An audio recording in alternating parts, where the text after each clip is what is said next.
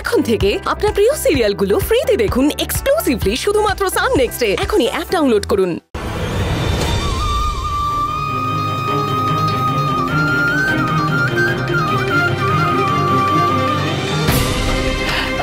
কি হয়েছে? একটু ডাক্তার রাখুন না। আপনি আমাদের বলতে পারেন কি হয়েছে? ও আরে গাড়ি ঝুড়ে ধাক্কা মেরেছে, ও সেন্সলেস হয়ে গেছে। আপনি এদিকে আসুন, এদিকে আসুন।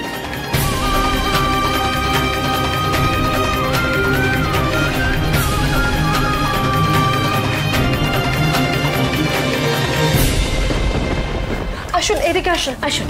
আপনি আমার কোলে দিন। আপনি বলুন কি করতে হবে, আমি করছি।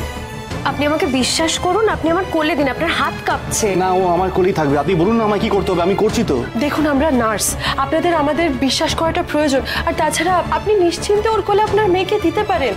ওর তো আপনার মেয়ের বয়সী একটা ছেলে রয়েছে। জাস্ট বিকজ উনি মা বলে উনি পারবে, আর বাবারা কিছু পারে না। যাদের এমন ধারণা তাদের কাছে আমার মেয়েকে আমি দেব না। না না, ও সেটা বলতে চাইনি, আপনি ভুল বুঝছেন। বাবারাও বাচ্চাদেরকে সামলাতে পারে, কিন্তু কোনো কোনো সময় বাচ্চারা তাদের মাকেই চায়, বিশেষ করে যখন তারা অসুস্থ হয় তখন। আপনি আমার কোলে দিন।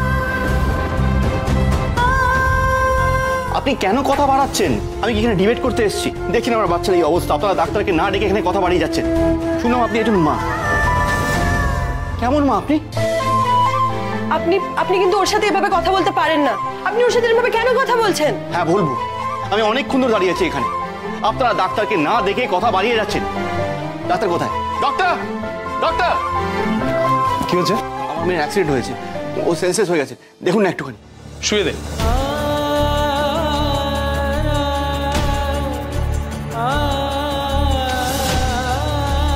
কি করে হলো অ্যাক্সিডেন্ট?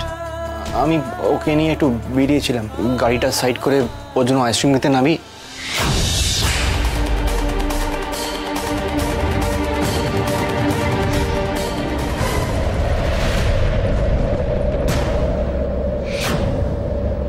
আপনি টেনশন করবেন না, আমি দেখছি।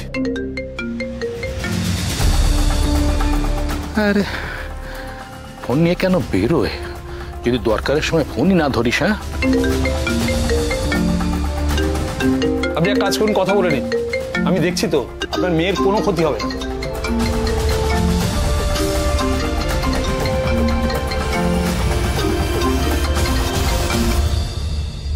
হ্যালো। এই অনি। বাবা, বলছি মিহির অ্যাক্সিডেন্ট হয়েছে। অ্যাক্সিডেন্ট? দিদি ভাইয়ের অ্যাক্সিডেন্ট হয়েছে? ও সেন্সলেস। আমি নার্সিংহোমে আছি, আমি পরে ফোন করছি তোমাকে। কি পরে বলবি? তুই কোথায় আছে, কোন নার্সিং হোমে আছে, কিভাবে আছে সেটা নার্সিং হোমের নামটা বল অন্তত। আমরা সিটি পয়েন্ট নার্সিংহোমে আছি।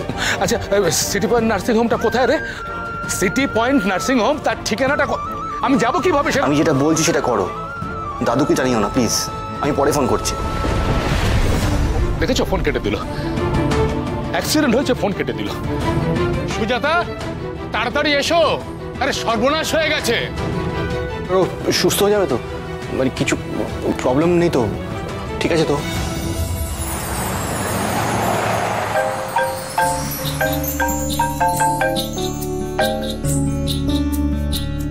হ্যাঁ বলো। হ্যালো ম্যাডাম, একটু অফিসের বাইরে আসা যাবে? কি আর কি করোনা কাজ করছি, বলো। একবার অফিসের বাইরে এসে দেখা দেওয়া সম্ভব? এখন? হ্যাঁ। কিন্তু সেটা কি করে পসিবল? বস আছে, এখন পারবো না। বস আছে বলে অফিসে বসে থাকতে হবে? একবার বাইরে বেরোনোর জন্য যদি চাকরি চলে যায়, দেখো সেই চাকরি আর না করতে হবে না। প্রতীক, চাকরি না করলে কি করে চলবে? ম্যাডাম, আপনি হচ্ছেন দ্য গ্রেট অনিরুদ্ধ সেনের ভাই প্রতীক সেনের বুদ্ধি। এরকম হাজার একটা চাকরি না আপনার কাছে আসবে আর যাবে। তাই বলছি, একবার অফিসের বাইরে এসো। I have a surprise for you. Okay, দাঁড়াও, দেখছি ম্যানেজ করতে পারি কিনা। ওয়েট। ঠিক আছে।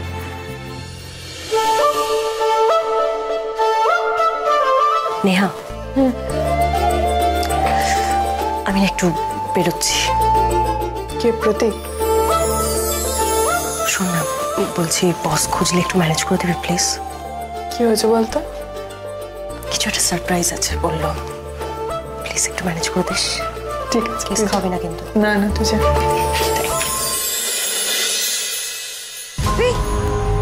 তখন থেকে ডাকছো, কি সকাল সকাল কি কথা? কার কি সর্বনাশ হয়েছে? কি হয়েছে? আমি তো কিছু বুঝতে পারছি। অ্যাক্সিডেন্ট হয়েছে। মানে অনি টেলিফোনে আমাকে বলল যে দিদি ভাইকে নিয়ে সে নার্সিং হোমে গেছে। দিদি ভাই মানে তো অনিও সঙ্গে আছে, মানে অনিরা তো শোনো ফোনে না ও তোমাকে বলেনি পুরোটা বা বলতে পারিনি মানে কি হয়েছে, তুমি গলা শুনে কিচ্ছু বুঝতে পারোনি? তুমি যেখানে আমিও সেখানে। অনি আমাকে যা যা বলেছে সব আমি তোমাকে বললাম। ও শোনো, আরেকটা কথা, অনি বারবার করে বললো আমি যেন এই দিদি ভাইয়ের এই অ্যাক্সিডেন্টের কথা যেন বাবাকে ঘুণাক্ষরও না বলি। তুমি এখনো এভাবে চুপচাপ দাঁড়িয়ে থাকবে? দেখছো একটা এত বড় খবর, যাও নিচে যাও, কি ব্যস্ততা দেখাও, যাও। হ্যাঁ বাবা যাচ্ছি। দাদা আমার মনে হয় এক্ষুনি আমাদের নার্সিংহোমে যাওয়া উচিত, এইসব আলোচনার কোনো মানে হয় না এখন। হ্যাঁ যাওয়া তো উচিতই, কিন্তু কোথায় যাব? অনি বললো যে ওই সিটি পয়েন্ট বলে কোন একটা নার্সিং হোমে ওরা আছে। সিটি পয়েন্ট তো আচ্ছা ঠিক আছে, দাঁড়া প্রতীককে ফোন করি। হ্যাঁ সেটাই বল, তুমি প্রতীককে। প্রতীককে ফোন করার কি দরকার দাদা? ওই ম্যাপে দেখে নিলেই তো হলো। হ্যাঁ হ্যাঁ ও ঠিক বলেছে। একজনের অ্যাক্সিডেন্ট হয়েছে, তোমরা কি শুরু করেছো? আমার মনে হচ্ছে না সেটা। ফোনটা করো না প্লিজ। হ্যাঁ হ্যাঁ করছি করছি, এই ম্যাপটা আমি ভালো বুঝিও না। দাদু, মিহির অ্যাক্সিডেন্ট হয়েছে। অ্যাক্সিডেন্ট? হ্যাঁ দাদু। কি করে? কোনো চিন্তা নেই, ওর আঘাত গুরুতর নয়। কি বলছেন আপনি? গুরুতর নয় মানে? তাহলে অজ্ঞান হলো কেন? এই প্রশ্নের উত্তর হয়তো আপনার টেস্ট আমি পেয়ে যাব। আপাতত ওর সেন্সটা ফেরানো দরকার। ওকে ইঞ্জেকশনটা দিয়ে দাও। Okay sir. এক সেকেন্ড, আমার মেয়ে না ইঞ্জেকশনে ভয় পায়, ওর ব্যথা লাগবে তো। বিশ্বাস করুন আপনার মেয়ের একটুও ব্যথা লাগবে না, ও টেরই পাবে না ইঞ্জেকশনটা দিলে।